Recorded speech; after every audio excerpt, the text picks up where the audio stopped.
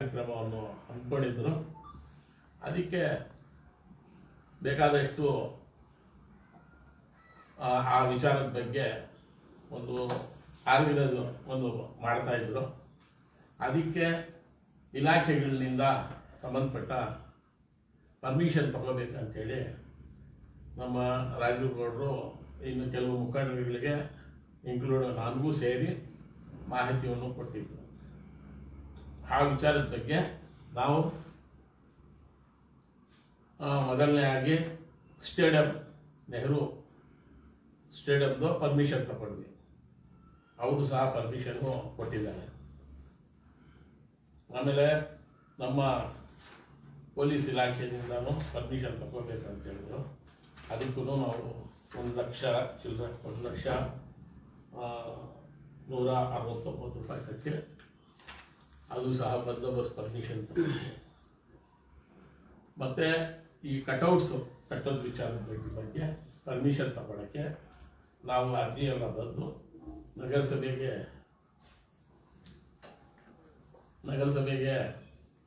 ನಾವು ಹೋದರೆ 9ನೇ ತಾರೀಕು ಶುಕ್ರವಾರ ನಗರಸಭೆಯಲ್ಲಿ ಒಬ್ಬ ಅಧಿಕಾರಿ ಕೂಡ ಅಲ್ಲಿ ಇರಲಿಲ್ಲ. ನಂತರ ನನಗೆ ಮಾಹಿತಿ ಸಿಕ್ತು, ನಾವು ಯಾರು ನಮ್ಮ ಪರವಾಗಿ ಕಳಿಸಿದ್ವಿ ನಮಗೆ ಯಾರು ಇಲ್ಲ ಅಧಿಕಾರಿಗಳು ಏನು ಮಾಡಬೇಕು ಅಂತೇಳಿ. ನಾನೇ 9ನೇ ತಾರೀಕು ನಮ್ಮ ಮೇಡಮ್ ಕಮಿಷನರ್ ಅವರಿಗೆ ದೂರವಾಣಿ ಮುಖಾಂತರ ಫೋನಲ್ಲಿ ಸಂಪರ್ಕ ಮಾಡಿ ಮಾತಾಡಿ ಈ ಥರ ನಮಗೆ ಪರ್ಮಿಷನ್ ಬೇಕು ಅಂತೇಳಿ ನಾನು ಆಹ್ವಾನ ಮಾಡಿದ ಸಂದರ್ಭದಲ್ಲಿ ಅವರು ದೂರವಾಣಿ ಮುಖಾಂತರ ನಮಗೆ ಆದೇಶ ನೀಡಿದ್ರು, ನೀವು ಅರ್ಜಿ ಕೊಡಿ, ನಿಮ್ಮ ಕೆಲಸ ನೀವು ಮುಂದುವರಿಸ್ಕೊಳ್ಳಿ, ನಾನು ಸೋಮವಾರ ಬಂದು ನಿಮಗೆ ರಸೀದು ನಾನು ಕೊಡ್ತೀನಿ ಅಂತ ಹೇಳಿದ್ರು.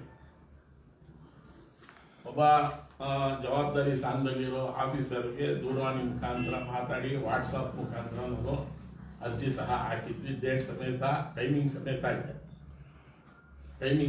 ಇದೆ. ಈ ಅರ್ಜಿಯನ್ನು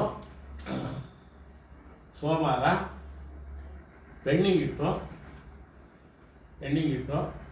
ಇನ್ನು ನಮ್ಮ ಸ್ನೇಹಿತರು ಮೌಲಾ ಕಡೆಯಿಂದ ಕೌನ್ಸಿಲರ್ಸ್ ಅವ್ರ ಕಡೆಯಿಂದ ಒಂದು ಅರ್ಜಿ ತಗೊಂಡು ಸೇಮ್ ಪೊಸಿಷನ್ಸು ಸೇಮ್ ಜಾಗಗಳಿಗೆ ಅವರು ಪರ್ಮಿಷನ್ಗೆ ದುಡ್ಡು ಕಟ್ಸ್ಕೊಂಡಿದ್ದಾರೆ.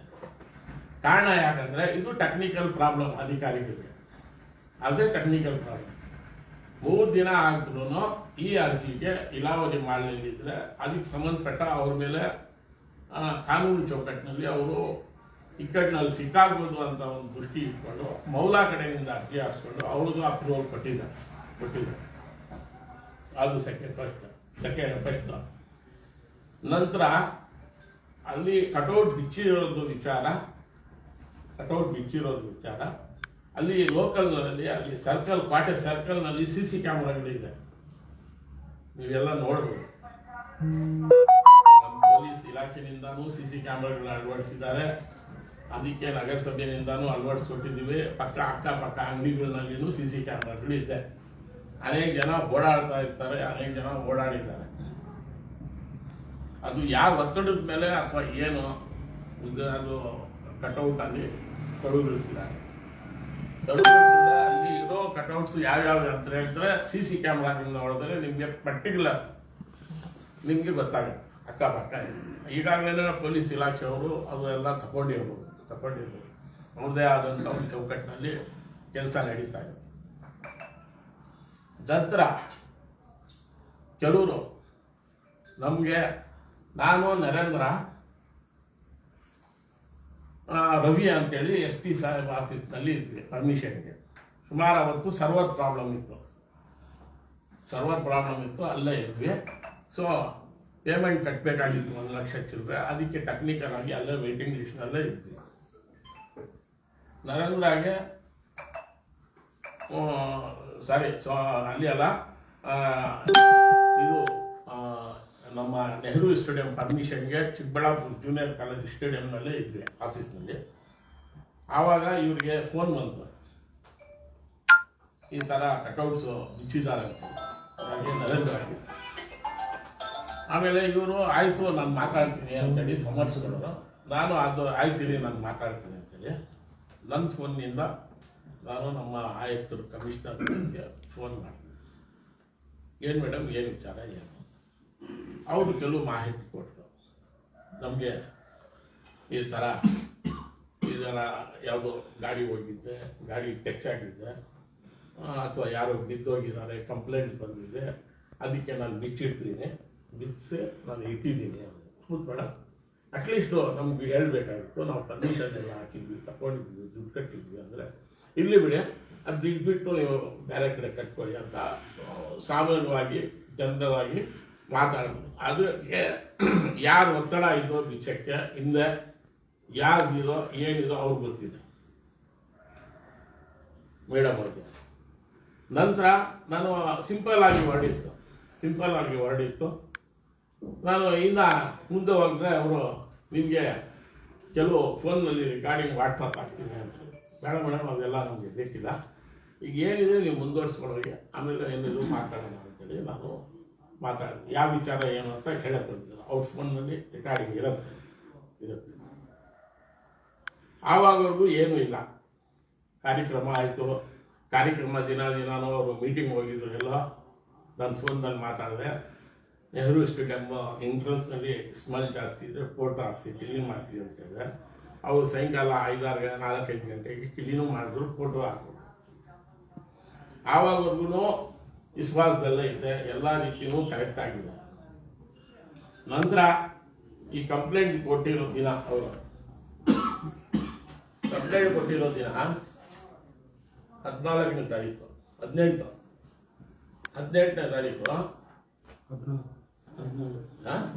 14ನೇ ತಾರೀಕು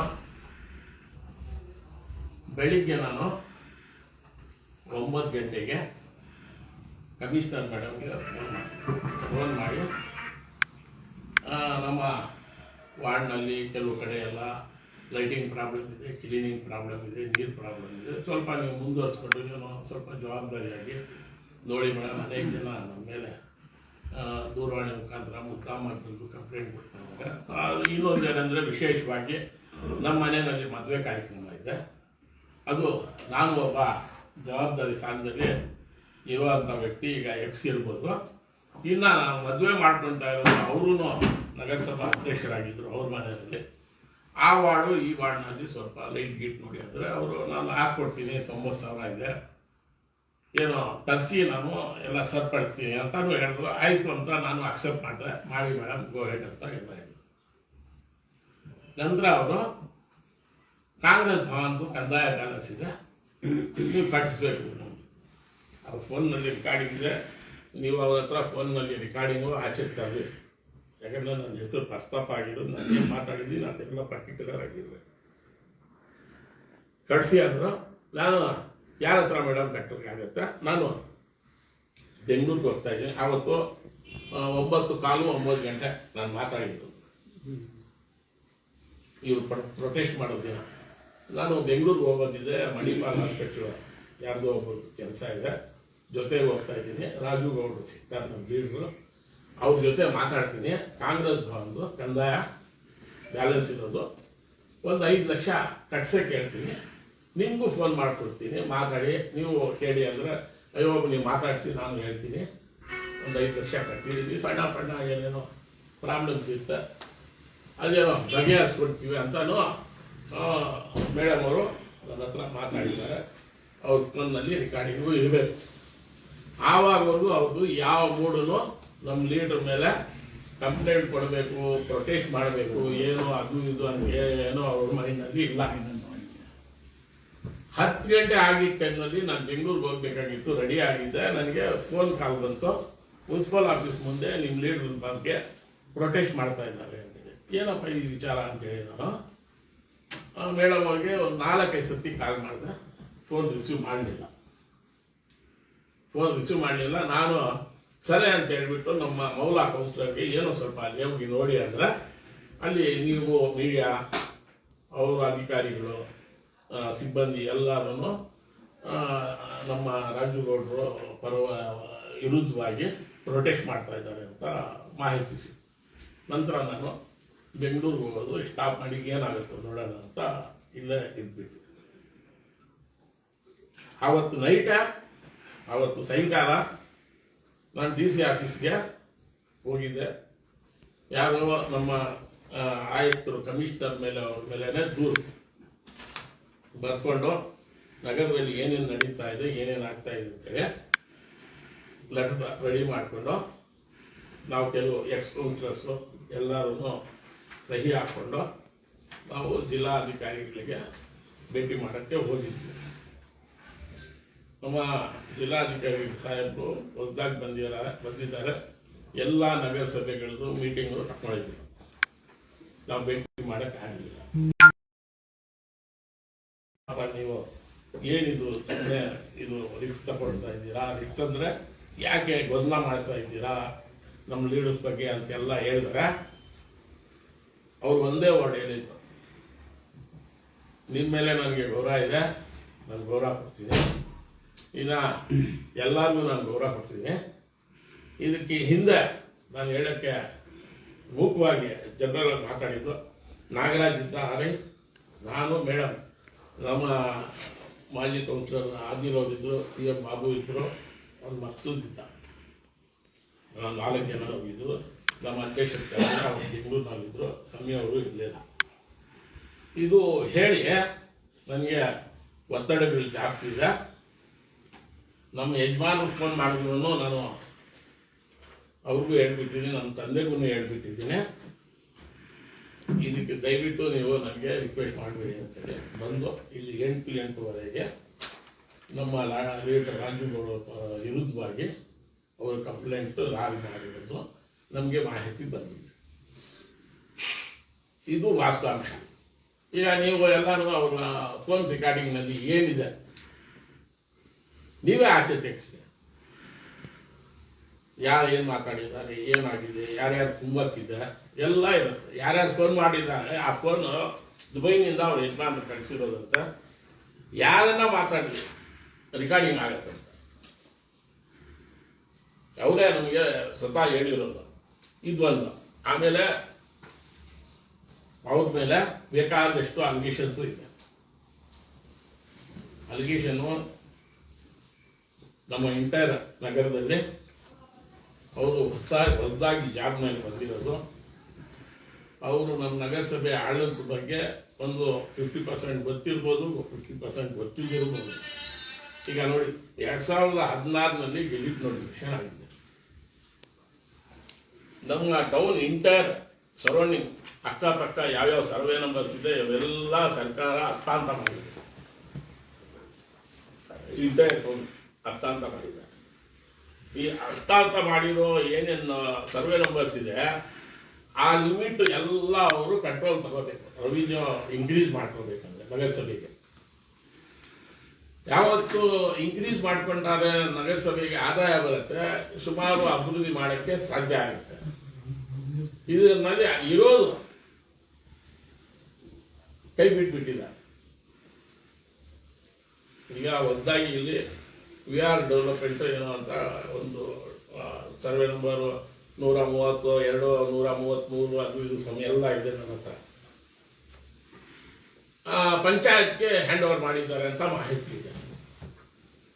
ನಗರಸಭೆಯಿಂದ ಖಾತೆಗಳು ಆಗ್ತಾ ಇಲ್ಲ ಅಂತೇಳಿ ನನಗೆ ಕೇಳಿ ಬಂದಿದೆ. ಇನ್ನ ದಾಖಲೆ ನನಗೆ ಬಂದಿಲ್ಲ. ಅದು ಲೆಟರ್ ರೆಡಿ ಮಾಡಿದ್ದೀನಿ, ಲೆಟರ್ ಹಸ್ತಾಂತರ ಮಾಡ್ತೀನಿ. ಸುಮಾರಲ್ಲಿ 300 ಸೈಡ್ ಏನೋ ಮಾಡಿದ್ದಾರೆ. 300 ಸೈಡ್ಗೂ ರೆವಿನ್ಯೂ ಕಟ್ಕೊಂಡು ಅವ್ರಿಗೆ ನಮ್ಮ ನಗರಸಭೆಯಿಂದ ಖಾತನೋ ಬಿ ಖಾತನೋ ವಗೇರ ಕೊಡ್ತಾರೆ. ವರ್ಷ ಯಾರು ತಗೊಳ್ತಾರೋ ಎಲ್ಲ ರೆವಿನ್ಯೂಸ್ ಇದು ಬೇಜವಾಬ್ದಾರಿಯಾಗಿ ಒಂದು ಪಾರ್ಟ್ ನಾನು DC ಅವ್ರಿಗೆ ಕೊಟ್ಟಿರೋದು. ಈಗ ನೀವು ಮೀಡಿಯಾನಲ್ಲಿ ನೀವು CC ಕ್ಯಾಮರಾದಲ್ಲಿ ಅಕ್ಕಪಕ್ಕ ಎಲ್ಲ ಇರೋದು ನೋಡಿದ್ದೀರಾ. ಇದರಲ್ಲಿ ಸ್ಪೆಸಿಫಿಕ್ ಆಗಿ ಹೇಳಿದ್ದೀನಿ, ಕೆಲವು ಪಕ್ಷಗಳದ್ದು ರಾಜಕೀಯ ಪಕ್ಷದ ಕಟೌಟ್ಸ್ ಅಲ್ಲೇ ಇದೆ. ಊರಿನಲ್ಲೆಲ್ಲ ಓಡಾಡ್ತಾ ಇದೆ. ನಾನು TPS ಕೊಟ್ಟು ತೆಗೆದಿದ್ದೀನಿ, ಜಿಲ್ಲಾಧಿಕಾರಿಗಳ ಗಮನಕ್ಕೂ ತಂದಿದ್ದೀನಿ. ಇದರದ್ದು ಆ ಕಟೌಟ್ಸ್ ನಲ್ಲಿ ಡೇಟ್ ಸಮೇತ ಇದೆ.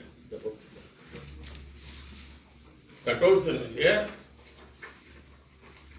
ಡೇಟ್ ಸಮೇತ ಇದೆ, ಯಾವತ್ತು ಕಟ್ಟಿದ್ದಾರೆ ಅಂತ ಡೇಟ್ ಸಮೇತ ಇದೆ. ಊರಿನಲ್ಲಿ ಎಲ್ಲಾ ಕಡೆ ಅಲಾಡ್ತಾ ಇದೆ ಕಟೌಟ್ಸ್, ಡೇಟ್ ಸಮೇತ ಇದೆ.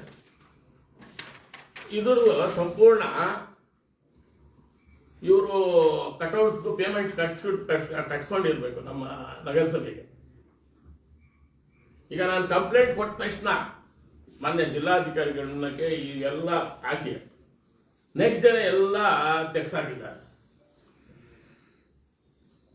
ಇವರು ರೆವಿನ್ಯೂ ಕಟ್ಸ್ಕೊಂಡು ಲೀಗಲ್ ಆಗಿ ಇದ್ದಿದ್ರೆ ತೆಗೆಯುವಂತ ಪ್ರಮೇಯ ಏನು?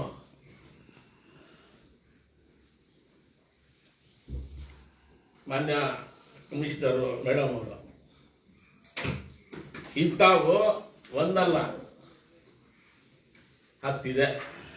ಇದು ಒಂದು ಅವ್ರದ್ದು ಲೋಪದೋಷಗಳು.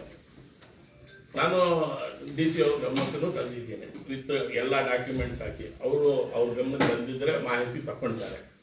ಈಗ ನಾವು ಸಿಲ್ಗಟ್ಟದಲ್ಲಿ ಎಲ್ಲ ಅಭಿವೃದ್ಧಿ ಮಾಡ್ತಾ ಇದ್ದೀವಿ, ಎಲ್ಲ ಕೆಲಸ ಮಾಡ್ತಾ ಇದ್ದೀವಿ ಅಂತ ಒಂದು ಹೇಳಿದ್ದಾರೆ. ಈಗ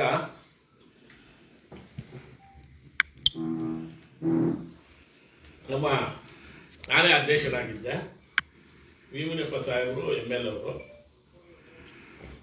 ಇವ್ರ ಮೇಡಮ್ನು ಕೌನ್ಸಿಲರ್ ಆಗಿದ್ರು. ಆ ಟೈಮ್ನಲ್ಲಿ ಏನು ಅರ್ಧ ಟೌನ್ಗೆ 19 ಜನ ವಾಟರ್ ಸೋರ್ಸ್ಗೆ ವಾಲ್ಮೆನ್ಸ್ ತಗೊಂಡಿದ್ರು. ವಾಲ್ಮೆನ್ಸ್ ನಾನು ಅಧ್ಯಕ್ಷ ಪೀರಿಯಡ್ನಲ್ಲಿ ವಿ ಮುನಿಯಪ್ಪ ಅವರು ಪ್ರೆಸಿಡೆಂಟ್ ML ಅವರು ಇದ್ರು ಅವಾಗ. ಆ ಟೈಮ್ನಲ್ಲಿ ಸರ್ ಈಗ ವಿಚಾರ ಡೈವರ್ಟ್ ಆಗ್ತಾ ಇದೆ. ಅಲ್ಲ, ಡೈವರ್ಟ್ ಇಲ್ಲ. ಇದು ಯಾಕಂದ್ರೆ ಈಗ ಮೈನ್ ಅಲಿಗೇಷನ್ ಬಂದಿರತಕ್ಕಂಥದ್ದು, ಈಗ ರಾಜೇಗೌಡರು ಆರಂಭ ದಿನಗಳಲ್ಲಿ ಕೋವಿಡ್ ಟೈಮಲ್ಲಿ ಸಮಾಜ ಸೇವೆ ಮಾಡ್ಕೊಂಡು ಬಂದಿದ್ದಾರೆ, ಒಳ್ಳೆ ಜನಕ್ಕೆ ಬಡವರಿಗೆ ಎಲ್ಲಾನು ಸಹಾಯ ಮಾಡ್ಕೊಂಡು ಬಂದಿದ್ದಾರೆ, ಒಳ್ಳೆ ಕೆಲಸಗಳು ಮಾಡಿದ್ದಾರೆ. ಸೊ ಒಂದು ಕಟ್ಔಟ್ ವಿಚಾರದಲ್ಲಿ ಈ ರೀತಿಯ ಒಂದು ಸ್ಟೇಟ್ ಇಶ್ಯೂ ಆಗಿದೆ. ಇದಕ್ಕೆ ಸಂಬಂಧಪಟ್ಟಂತೆ ಇದರಿಂದ ಯಾರನ್ನ ಕೈವಾಡ ಇದೆಯಾ, ಏನು ಎತ್ತ ಅಂತ ಹೇಳ್ಬಿಟ್ಟು ಇದ್ರ ಬಗ್ಗೆ ತಾವು ದಯವಿಟ್ಟು. ಅಲ್ಲಲ್ಲ, ನಾನು ಆಗ್ಲೇನೆ ಹೇಳಿದ್ದೆ, ಮೇಡಮ್ ಅವರು ಒತ್ತಡಗಳಿದೆ ನಮ್ಗೆ ಅಂತೇಳಿ ಹೇಳಿದ್ದಾರೆ ಮುಖ್ಯವಾಗಿ. ಡೈರೆಕ್ಟ್ ಫೇಸ್ ಟು ಫೇಸ್ ನಾನು ಅವ್ರ ಜೊತೆ ಮಾತಾಡಕ್ಕೆ ರೆಡಿ. ನಿಮ್ಮ ಮುಖಾಂತರ ಏನು ಆಯಮ್ಮ ನಮಗೆ ಏನು ವಿರೋಧ ಇಲ್ಲ, ಅವ್ರಿಗೂ ನಾವು ವಿರೋಧ ಇಲ್ಲ. ಅವ್ರು ಬರೋ ಟೈಮ್ನಲ್ಲಿ ಅವ್ರ ಕಷ್ಟ ಏನಾಯ್ತು ಎಲ್ಲಾನು ರಾಜೀವ್ ಗೌಡ್ರ ಹತ್ರ ನಮ್ಮ ಹತ್ರ ಎಲ್ಲ ಬೇಡ್ಕೊಂಡ್ರು, ಏನೋ ಮಾಡಿದ್ರು. ನಾವು ಇಲ್ಲಿ ಅವ್ರಿಗೆ ಸಹಕಾರ ಕೊಟ್ಟಿದ್ದೀವಿ. ಸಹಕಾರ ಮಹಿಳೆ ರೈಡಿಗೆ ಇರ್ಬೇಕಂತೇಳಿ ರಾಜೀವ್ ಗೌಡ್ರು ಎಲ್ಲ ಕಡೆನೂ ದಿಬ್ಬುರಹಳ್ಳಿನಲ್ಲಿ ಮಹಿಳಾ SI ಸಾಹೇಬ್ ಮೇಡಮ್ ಇದ್ದಾರೆ, ಎಲ್ಲ ಕಡೆ ಇದ್ದಾರೆ. ಇನ್ನು ಸುಮ್ಮನೆ ಇದಕ್ಕೆಲ್ಲ ಅವರು ಮೇಲೆ ಅಪ್ರಚಾರ ಮಾಡೋಕ್ಕೆ ಅಂತೂ ಅಫಿಷಿಯಲಿ ಅವರು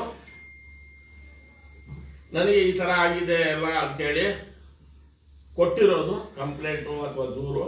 ಅದ್ರ ಮೇಲೆ ಕಾನೂನು ಚೌಕಟ್ಟಿನಲ್ಲಿ ಅದು ಫೇಸ್ ಮಾಡ್ತಾ ಇದ್ದಾರೆ, ಅದು ತನಿಖೆ ನಡೀತಾ ಇದೆ. ಅದಕ್ಕೆ ನಾವು ವಿರುದ್ಧವಾಗಿ ಹೇಳಕ್ಕೆ ತಯಾರಿಲ್ಲ. ಸೊ ಇಲ್ಲಿ ಏನು ಲೋಪದೋಷಗಳಾಗ್ತಾ ಇದೆ ನಮ್ಮ ನಗರದಲ್ಲಿ ನೋಡಿ. 19 ಜನ ವಾಲ್ಮೆನ್ಸ್ ಆ ಟೈಮ್ನಲ್ಲಿ ತೆಗೆದಿರೋದು. ಯಾರೋ ಚಿಕ್ಕಬಳ್ಳಾಪುರ ಚಿಂತಾಮಣಿ ಕಮಿಷನರ್ ಚಲಪತಿನೇ ತೆಗೆದಿದ್ರು. ಈವರೆಗೂ ವಾಲ್ಮೆನ್ಗೆ ತಗೊಳಕ್ಕಾಗಲಿಲ್ಲ. ಇಲ್ಲಿ ನೀರಿಗೆ ಸಮಸ್ಯೆಗಳಿದೆ, ಅನೇಕ ನೀರು ಸಮಸ್ಯೆಗಳಿದೆ. ಜನರಿಗೆ ಅವ್ರವ್ರು ವಾಲಂಟ್ರಿ ಆಗಿ ನೀರು ಬಿಟ್ಕೊಡ್ತಾ ಇದ್ದಾರೆ. ಇವೆಲ್ಲ ಇವ್ರು ಸರಿಪಡಿಸ್ಬೇಕು. ಯಾರೋ ಕಮಿಷನರ್ ಇವೆಲ್ಲ ಗಾಡಿ ಬಿಟ್ಬಿಟ್ಟು ಊರೆಲ್ಲ ಹಾಳಾಗ್ಬಿಡ್ತಾ ಇದೆ. ಈಗ ಈ ಖಾತೆಗಳದ್ದು ಸರ್ಕಾರ ಗೈಡ್ಲೈನ್ಸ್ ಇರೋದು 100 ರೂಪಾಯಿ ಕಟ್ಕೊಳ್ಳಿ ಅಂತ. ಎಲ್ಲ ರಾಜ್ಯದಲ್ಲಿ 100 ರೂಪಾಯಿನೇ ತಗೊಳ್ತಾ ಇರೋದು. ಅಕ್ಕಪಕ್ಕ ತಾಲೂಕಿನಲ್ಲಿನೂ 100 ರೂಪಾಯಿನೇ ತಗೊಳ್ತಾ ಇರೋದು. ವಿಶೇಷವಾಗಿ ನಮ್ಮ ಟೌನ್ನಲ್ಲಿ 2,000 ಇಸ್ಕೊಡ್ತಾ ಇದ್ದಾರೆ, ರಸೀದಿ ಆಗ್ತಾ ಇದ್ದಾರೆ. 2,000 ಕಟ್ತಾ ಇದ್ದಾರೆ ಬಡವರಿಗೆ. ಸರ್ಕಾರ ಬಿ ಖಾತೆ ಮಾಡಿರೋದು ಉದ್ದೇಶ ಬಡವರಿಗೆ ಅನುಕೂಲ ಆಗಲಿ ಅಂತೇಳಿ. ಏನು 5 ಗ್ಯಾರಂಟಿ ಮಾಡಿದ್ರು, ಅದ್ರ ಜೊತೆಯಲ್ಲಿ ಇದೊಂದು 6ನೇ ಗ್ಯಾರಂಟಿ ಅಂತ ಬಿಟ್ಟಿದ್ದಾರೆ. ಈ ಗ್ಯಾರಂಟಿಗಳಿಗೆಲ್ಲ ಚೀಮಾರಿ ಹಾಕ್ಬೇಕು ಅಂತ ಉದ್ದೇಶ ಇಟ್ಕೊಂಡು 2,000 ರೂಪಾಯಿ ಕಲೆಕ್ಟ್ ಮಾಡ ಎಲ್ಲರೂ ಅಳ್ಕೊಳ್ತಾರೆ. ಕೆಲವರೆಲ್ಲ ಬಡವರು ಇನ್ನ ಮೇಲೆ ಸುಮಾರು ಒಂದು 8,000 ಖಾತೆ ಮಾಡಬೇಕು. ಅವ್ರು ಬಂದಿತ್ತು ಅವಧಿನಿಂದ ಈವರೆಗೂ ಲಿಮಿಟೆಡ್ ಖಾತೆಗಳಾಗಿದೆ. ಆಮೇಲೆ 2-3 ಎಕರೆ 2 ಎಕರೆ ಇರೋದು ಅವ್ರದ್ದು 26ನೇ ವಾರ್ಡ್ನಲ್ಲಿ ಇರೋದು ಸರ್ವೆ ನಂಬರ್, 26ನೇ ವಾರ್ಡ್ನಲ್ಲಿ ಸರ್ವೆ ನಂಬರ್ ಇರೋದು. 28 ಬುಕ್ನಲ್ಲಿ ಎಂಟ್ರಿ ಕೊಟ್ಟು ಖಾತೆಗಳು ಮಾಡ್ಕೊಟ್ಟಿದ್ದಾರೆ 20-30 ಅಂತೇಳಿ. ಸರ್ ಆಯ್ತು, ತಾವು ಹಾಗಾದ್ರೆ ಇಷ್ಟು ದಿನ ಯಾಕೆ ಇದ್ರ ಬಗ್ಗೆ ತಾವು ಗಮನಿಸಲಿಲ್ಲ? ಈಗ ಸಿಚುವೇಶನ್ ಬೇರೆ ಇದೆ. ಅಲ್ಲಲ್ಲ, ಈಗ ನಮ್ಗೆಲ್ಲ ನೋಡಿ, ನಾವು ಯಾವಾಗ ನಗರಸಭೆಯಲ್ಲಿ ಆಡಳಿತದಲ್ಲಿ ದೂರ ಇದ್ವಿ, ಅವ್ರು ಪಾಡಿಗೆ ಅವ್ರು ಏನೋ ಮಾಡ್ಕೊಳ್ಳಿ ಅಂತ ನಾವು ದೂರ ಇದ್ವಿ. ಈಗ ಯಾವಾಗ ಇದು ಎಲ್ಲ ಬರೀ ಕಟೌಟ್ ಬಗ್ಗೆ ವಿಚಾರದ ಬಗ್ಗೆ ಆಚೆ ಬಂದು ಇವೆಲ್ಲ ನಾವು ಡೀಪ್ ಆಗಿ ಈಗ ಎಲ್ಲ ಮಾಹಿತಿಗಳು ನಾವು ಸಂಘಟನೆ ಕಲೆಕ್ಟ್ ಮಾಡ್ತಾ ಇದ್ದೀವಿ. ಈಗ ಅಲ್ಲಿ ಸರ್ವೆ ನಂಬರ್ ಬಂದು 85-87 ಏನಿದೆ ಸರ್ವೆ ನಂಬರ್, ಅದು ಕದನ್ ಗುಡ್ಡ, ಪತ್ಪುಲ್ಡಿ ಗುಡ್ಡ ಜಾಗ. ಈ ಕಡೆ 28ನೇ ವಾರ್ಡ್ ಬುಕ್ ನಲ್ಲಿ ಎಂಟ್ರಿ ಮಾಡಿ ಖಾತೆಗಳು ಮಾಡಿಬಿಟ್ಟಿದ್ದಾರೆ. ಇದು ದೊಡ್ಡ ಒಂದು ಹಗರಣ ತರ. 1 ಎಕರೆ ಮಾಡಬೇಕಾಗಿರೋದು 1 ಗುಂಟೆನಿಂದ 5 ಗುಂಟೆನಲ್ಲಿ ಬಿ ಖಾತೆ ಮಾಡಿ ಅಂತ ಕೊಟ್ಟಿರೋದು. ಸರ್, ಈಗ ರಾಜೇಗೌಡರ ಮೇಲೆ ಈ ಒಂದು ಪ್ರಕರಣ ನಡೆದು ಒಂದು 6-7 ದಿನಗಳ ಕಳೆದಿದೆ. ಇದುವರೆಗೂ ಅವರು ಆಪ್ತ ವಲಯದಲ್ಲಿ ಗುರುತಿಸ್ಕೊಂಡಿರ್ತಕ್ಕಂಥವ್ರು ಯಾರನ್ನು ಸುದ್ದಿಗೋಷ್ಠಿ ಮಾಡೋದಾಗ್ಬೋದು, ಅವ್ರು ನೈತಿಕವಾಗಿ ಬೆಂಬಲ ಕೊಡ್ತಕ್ಕಂಥದ್ದು ಯಾರು ಮಾಡಲಿಲ್ಲ. ಯಾಕೆ ಸರ್ ಇಷ್ಟು ದಿನ ಸುಮ್ಮನೆ? ಈಗ ಯಾಕೆ ಪತ್ರಿಕಾಗೋಷ್ಠಿ ಕರೆದಿರ್ತಕ್ಕಂಥ ಉದ್ದೇಶ ಏನ್ ಸರ್? ಈಗ ನೀವು ಒಳ್ಳೆ ಕ್ವಶನ್ ಮಾಡಿದ್ರೆ, ಈಗ ನಾವು ಈಗ ಗೌಡ್ರು, ರಾಜು ಗೌಡ್ರು, ನಮ್ಮ ಲೀಡ್ರು ಏನು ಮಾತಾಡಿದ್ದಾರೆ ಅಂತ ಒಂದು ಸುದ್ದಿಯಾಗಿ ಒಂದು ಅವ್ರ ಮೇಲೆ ಇನ್ಕ್ವೈರಿ ನಡೆಯೋ ಟೈಮ್ನಲ್ಲಿ ಪೊಲೀಸ್ ಇಲಾಖೆಗೆ ಗೊಂದಲ ಬೇಡ. ಪೊಲೀಸ್ ಇಲಾಖೆಯವರು ಸಂಪೂರ್ಣ ಮಾಹಿತಿ ತಗೊಂಡು ಲಾಸ್ಟ್ ನಲ್ಲಿ ವಾಸ್ತವಾಂಶ ಏನಿದೆ ಅವರೇ ಸರಿಪಡಿಸ್ತಾರೆ. ಅಥವಾ ಯಾರು ಸುಳ್ಳು ಕಂಪ್ಲೇಂಟ್ ಕೊಟ್ಟಿದ್ದಾರೆ ಅಂತ ಅವರೇನೆ ಇದು ಮಾಡ್ತಾರೆ. ಯಾಕಂದ್ರೆ ಒಂದು ಕಂಪ್ಲೇಂಟ್ ಹೋದ್ಮೇಲೆ ಅವ್ರಿಗೆ ಅದನ್ನ ಒಂದು ಗುರಿ ಇರುತ್ತೆ, ಅವರು ಅದನ್ನು ಸಾಧನೆ ಮಾಡಬೇಕಾಗುತ್ತೆ. ಅದಕ್ಕೆಲ್ಲ ಸಂಪೂರ್ಣ ಎಲ್ಲರೂ ನಾವು ಸಹಕಾರ ಕೊಡೋಕ್ಕೆ ಅವರು ಯಾವಾಗ ಏನೇನು ಹೇಳಿದಾಗ ಎಲ್ಲರೂ ತಯಾರಿದೆ. ಅದಕ್ಕೆ ಗೊಂದಲ ಬೇಡ ಅಂತೇಳಿ ಈಗ ಅನೇಕ ಜನ ನಮಗೆ ನಮ್ಮ ತಾಲೂಕವರು, ಬೇರೆ ತಾಲೂಕವರು ಎಲ್ಲರೂ ನಮ್ಮ ಮೇಲೆ ಒತ್ತಡಗಳು ಜಾಸ್ತಿ ಆಗಿದೆ. ಯಾಕೆ ನೀವು ಲೀಡರ್ಸ್ ಎಲ್ಲ ಏನಿದೆ ವಾಸ್ತವಾಂಶ ನೀವು ಒಂದು ಆಚೆ ಇಟ್ಟಿಲ್ಲಿದ್ರೆ ಅವರು ಹೇಳಿರೋದೇ ನಿಜ ಅಂತ ನಮಗೆಲ್ಲ ಕಂಡು ಬರುತ್ತೆ ಅಂತೇಳಿ ನಮಗೆ ಒತ್ತಡಗಳು ಜಾಸ್ತಿ ಆಯಿತು. ಆ ಒಂದು ದೃಷ್ಟಿ ಇಟ್ಕೊಂಡು ನಾವೆಲ್ಲ ಸೇರಿ ಒಂದು ಮಾಡಬೇಕಾಗಿತ್ತು. ಯಾವುದೋ ನಿಮ್ಮ ಮುಖಾಂತರ ಜನರಿಗೆ ಮಾಹಿತಿ ಕೊಡಬೇಕಂತ ಉದ್ದೇಶದಿಂದ ನಾವು ಮಾತಾಡಿದ್ದೀವಿ. ಇನ್ನು ಏನನ್ನ ಇದ್ರೆ ನಾನು ಕೇಳಿದ್ರೆ ಹೇಳ್ತೀನಿ, ಇಲ್ಲ ಮಿಕ್ಕಿದ್ದು ನರೇಂದ್ರ ಮತ್ತು ಅವ್ರ ಸಮಿ ತನು ಇಲ್ಲಿ ವೆಂಕಟೇಶ್ ಇದ್ದಾರೆ, ಕೇಳ್ಬೋದು. ಸರ್, ಈ ಒಂದು ರಾಜ್ಯ ಮಟ್ಟದಲ್ಲಿ ದೊಡ್ಡ ಆರೋಪಕ್ಕೆ ಗುರಿಯಾಗುವಂತಹ ನಿಟ್ಟಕ್ಕೆ ಆಕ್ರೋಶದ ಮಾತುಗಳನ್ನ ಮಾತಾಡಿರ್ತಕ್ಕಂತಹ ರಾಜೇಗೌಡರ ಒಂದು ಈ ಒಂದು ಪರಿಸ್ಥಿತಿಗೆ ಆಡಿಯೋದಲ್ಲಿ ಅಫ್ಸರ್ ಪಾಷಾ ಅವರು ಕೂಡ ಹೇಳಿದ್ವಿ, ಇದ್ರ ಸಂಬಂಧಪಟ್ಟಂಗೆ ಗಮನ ತಂದಿದ್ವಿ ಅಂತ ಹೇಳಿದ್ರು. ತಾವು ಅಧ್ಯಕ್ಷರಾಗಿದ್ದಂಥವ್ರು ಹಿಂದೆ ಇಂಥ ಒಂದು ಸನ್ನಿವೇಶ ಉತ್ಪನ್ನಕ್ಕೆ ನೀವು ನೀವು ಅದನ್ನ ಬಗೆಹರಿಸೋದ್ರಲ್ಲಿ ವಿಫಲತೆಯೇ ಕಾರಣವಾಯ್ತಾ ಅನ್ಬೋದಾ?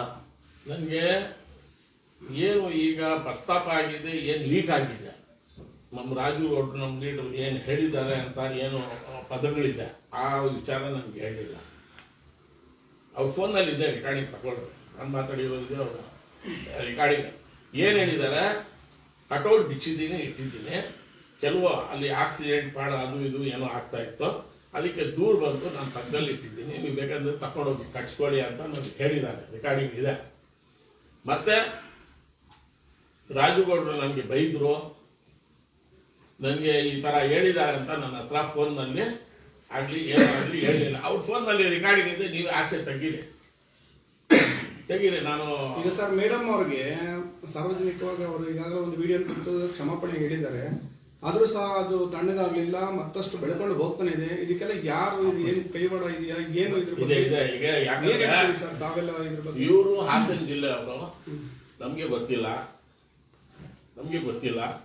ಇವರು ಎಂಟೈರ್ ಫ್ಯಾಮಿಲಿ JDS ಗಾಡಿನಲ್ಲಿ ಇರೋರು. ಏನೋ ರಾಜಕೀಯ ಕುತಂತ್ರ ಇಟ್ಕೊಂಡು ನಮ್ಮ ರಾಜು ಗೌಡ್ರ ಮೇಲೆ ಉದ್ದೇಶಪೂರ್ವವಾಗಿ ಇದು ಮಾಡಿರ್ಬೋದು. ಯಾಕಂದ್ರೆ ಇವ್ರದ್ದು ಇಂಟೈರ್ ಫ್ಯಾಮಿಲಿ ಬ್ಯಾಕ್ಗ್ರೌಂಡ್ ಎಲ್ಲ ನಾವು ತಗೊಂಡಿದ್ವಿ. ಇಂಟೈರ್ ಫ್ಯಾಮಿಲಿ ಎಲ್ಲರೂ ಅವರು ಫ್ಯಾಮಿಲಿ ಎಲ್ಲ JDS ಗಾಡಿನಲ್ಲಿ ಬೆಳೆದಿರೋರು. ಈಗ ಎಲ್ಲ ಆಚೆ ಬರುತ್ತೆ. ಈಗ ಪೊಲೀಸ್ ಇಲಾಖೆಯವರು ಎಲ್ಲರೂ ಆಚೆ ತೆಗಿತಾರೆ. ಈಗ ನಾವು ನಮ್ಮ ಲೀಡರ್ಸ್ ಎಲ್ಲರಿಗೂ ರಾಜ್ಯ ಮಟ್ಟದ ಲೀಡರ್ಸ್ಗೆ, ಜಿಲ್ಲಾ ಮಟ್ಟದ ಲೀಡರ್ಸ್ಗೆ ಎಲ್ಲಾನು ತೆಗಿತೀವಿ. ಅಥವಾ ಇಲ್ಲಿ ಲೋಕಲ್ ರಾಜಕೀಯ ಬಣ್ಣೆ ಉಚ್ಕೊಂಡು ಏನನ್ನ ನಮ್ಮ ಲೀಡರ್ ಕೆಟ್ಟಿಸ್ ತರಬೇಕಂತೇಳಿನೂ ಕೆಲವು ಕುತಂತ್ರಗಳು ಇರ್ಬೋದು. ಬಟ್ ಏನು ಮಾಡಿದ್ರು ಅವರು ಸಾಮಾನ್ಯದಲ್ಲಿ ಅವರು ಒಪ್ಕೊಂಡಿದ್ದಾರೆ. ಅವ್ರು ಒಳ್ಳೆ ಲೀಡರು, ಒಳ್ಳೆ ಕೆಲಸಗಾರರು ಅಂತ ಒಪ್ಕೊಂಡಿದ್ದಾರೆ. ಸರ್, ಈ ರೀತಿ ಅವಾಚ್ಯ ಶಬ್ದಗಳು ತಮ್ಮ ನಾಯಕರು ನಿಂದಿಸ್ತಾ ಇದ್ರೆ ಅದನ್ನ ನೀವು ಯಾವ ತರ ಸಮರ್ಥನೆ ಮಾಡ್ಕೊಳ್ತೀವಿ ಸರ್? ಈಗಾಗಲೇ ತಹಶೀಲ್ದಾರ್ ಕೂಡ ಇದೇ ತರ ಮಾತಾಡಿರ್ತಾರೆ ಅಂತ ಹೇಳ್ತಾ ಇದ್ದಾರೆ, ಅದ್ರ ಬಗ್ಗೆ ಏನ್ ಹೇಳ್ತೀರಿ ಸರ್? ಈಗ ಈ ಉದ್ದೇಶನ ನಾವೇನ್ ಹೇಳ್ತೀವಿ ಅಂತಂದ್ರೆ ತಪ್ಪೆ. ನಮ್ಮ ನಾಯಕರು ಯಾವುದೋ ಒಂದು ಆ ಸಂದರ್ಭದಲ್ಲಿ ಅವರು ಯಾವತ್ತೂ ಕೂಡ ಅಂತ ಭಾಷೆನ ಬಳಸ್ತೋಂಥವ್ರಲ್ಲ, ಆ ರೀತಿ ನಡ್ಕೊಂಡವ್ರು ಅಂತಲ್ಲ. ನಮಗೆ ಇದೊಂದು ಏನಪ್ಪ ಇದು ಈ ಘಟನೆ ಸಂಭವಿಸ್ಬಿಟ್ಟಲ್ಲ, ಯಾವ ರೀತಿ ಈ ತರ ಆಯ್ತು, ಯಾಕೆ ಆ ತರ ಯಾವತ್ತು ಮಾತಾಡಿದಂತ ವ್ಯಕ್ತಿ ಆ ತರ ಮಾತಾಡ್ಬಿಟ್ರು ಅನ್ನೋದಕ್ಕೆ ನಾವು ಇವತ್ತಿಗೂ ಕೂಡ ನಾವು ಅದನ್ನ ಡೈಜೆಷನ್ ಮಾಡ್ಕೊಳಕ್ ಆಗ್ತಾ ಇಲ್ಲ. ಅಂದ್ರೆ ಈ ತರ ಮಾತಾಡಿದ್ರ ಅನ್ನೋ ಇದ್ರಲ್ಲಿದೆ. ಆ ವಾಸ್ತವದ ಪ್ರಕಾರ ಹೇಳ್ಬೇಕಂತಂದ್ರೆ ಈಗ ಅಲ್ಲೇ ಅದೇ ಜಾಗದಲ್ಲಿ ನಮ್ಮ ಅಕ್ಕನೋ ತಂಗಿನೋ ಅಮ್ಮನೋ ಯಾರಿದ್ರು ಕೂಡ ಅವ್ರು ಮಾತಾಡಿದ್ರೆ ತಪ್ಪಿಗಾಗಿ ಅವರು ಕೂಡ ನಮ್ಮ ನಾಯಕರು ಕ್ಷಮೆ ಕೇಳಿದ್ದಾರೆ, ಬಯಸರ ಕ್ಷಮೆ ಕೇಳಿದ್ದಾರೆ. ಇನ್ನೊಂದು ಉದ್ದೇಶ ನೋಡಿ ಸರ್, ನಿಮ್ಗೆಲ್ಲ ಗೊತ್ತು, ನೀವು ಕೂಡ ಪ್ರತಿಯೊಂದು ಚಲನವಲನ ರಾಜೀವ್ಗೌಡರು ಬಂದಾಗಿಂದ ನೋಡಿದಿರಿ, ನಿಮ್ ಗಮನದಲ್ಲಿದೆ ನೋಡಿ. ಅವತ್ತು ಕೊರೋನಾ ಸಂಕಷ್ಟ ಕಾಲ, ಬಹಳಷ್ಟು ಕಷ್ಟಗಳು ಅನುಭವಿಸಬೇಕಾದಂತ ಕಾಲದಲ್ಲಿ ಅವ್ರು ಕಾಲಿಡ್ತಾರೆ ನಮ್ಮ ಕ್ಷೇತ್ರಕ್ಕೆ. 5 ಆಂಬುಲೆನ್ಸ್ಗಳು, ಇವತ್ತು 10 ಆಂಬುಲೆನ್ಸ್ಗಳನ್ನ ಅವತ್ತು ತಂದು ತಲಾ ಹೋಬಳಿಗೆ 2 ಅಂತ ಹಂಚಿಕೆ ಮಾಡಿ 1000 ಜನ ಪ್ರಾಣ ರಕ್ಷಣೆ ಮಾಡ್ತಾರೆ. ಅಷ್ಟೇ ಅಲ್ಲ ಅವರ ಸಾಧನೆ. ಅವತ್ತು ಕೊರೋನಾ ಸಂಕಷ್ಟ ಕಾಲದಲ್ಲಿ ದಿನಸಿ ಕಿಟ್ 1200 ರೂಪಾಯಿ ಒಂದು ತಿಂಗಳಿಗಾಗುವಷ್ಟು ಬಡವರಿಗೆ ಅವತ್ತು ಏನೋ ಒಂದಷ್ಟು ದಿನಕ್ಕೆ, ಎಷ್ಟು ದಿನ ಆಗುತ್ತೋ ಪರವಾಗಿಲ್ಲ ಅಂತೇಳಿ ಅವತ್ತು ಅವ್ರಿಗೆಲ್ಲರಿಗೂ ಕೂಡ ಅನುಕೂಲ ಆಗುವಂತ ದಿನಸಿ ಕಿಟ್ ಅನ್ನ 1 ಲಕ್ಷ ದಿನಸಿ ಕಿಟ್ ಅನ್ನ ಇಡೀ ಕ್ಷೇತ್ರ, ಶಿಡ್ಲಘಟ್ಟ ಕ್ಷೇತ್ರ ಅಂತ ಹಂಚ್ತಾರೆ. ಅಷ್ಟೇ ಅಲ್ಲ, ವಿದ್ಯಾರ್ಥಿಗಳಿಗೆ, ಬಡ ಮಕ್ಕಳಿಗೆ, ಮನೆ ಇಲ್ದಂತವ್ರಿಗೆ ಇವತ್ತು ಜೀನಕ್ಕಳಹಳ್ಳಿ, ತಲಕಾಯಲ್ ಬೆಟ್ಟ ಬಹಳಷ್ಟು ಕಡೆ ಕುಡಿಯೋ ಫಿಲ್ಟರ್ ನೀರನ್ನ ಹಾಕ್ಸ್ಕೊಟ್ಟಿದ್ದಾರೆ. ಇವತ್ತು ಕೂಡ ಅವರು ಫ್ರೀ ಆಗಿ ಕುಡಿಯೋ ನೀರನ್ನ ಕುಡಿತಾರೆ. ಆಯ್ತಾ? ಅಷ್ಟೇ ಅಲ್ಲ, ಇವತ್ತು ತಲಕಾಯಲ್ ಬೆಟ್ಟ ದೇವಸ್ಥಾನದಲ್ಲಿ ಬೋರ್ವೆಲ್ ಹಾಕ್ಸೋದು ಬಹಳಷ್ಟು ಕಡೆ ಹಾಕ್ಸಿದ್ದಾರೆ. ತಲಕಾಯಲ್ ಬೆಟ್ಟದಲ್ಲೂ ಕೂಡ ವಿಶೇಷವಾಗಿ ಅಲ್ಲಿ ಆಗ್ಬೋದು, ಇದ್ಲೂಡಲ್ಲಿ ಆಗ್ಬೋದು, ಈ ತಲಕಾಯಲ್ ಬೆಟ್ಟದಲ್ಲಿ ಒಂದು 4-5 ಸಾವಿರ ನೀರು ಬರ್ತಾ ಇದೆ. ದೇವಸ್ಥಾನ ಅಭಿವೃದ್ಧಿಗಳಿಗೆ ನಿಮ್ಮ ಗಮನದಲ್ಲಿರ್ಬೋದು, ನಿಮ್ಮ ಗಮನದಲ್ಲಿದೆ.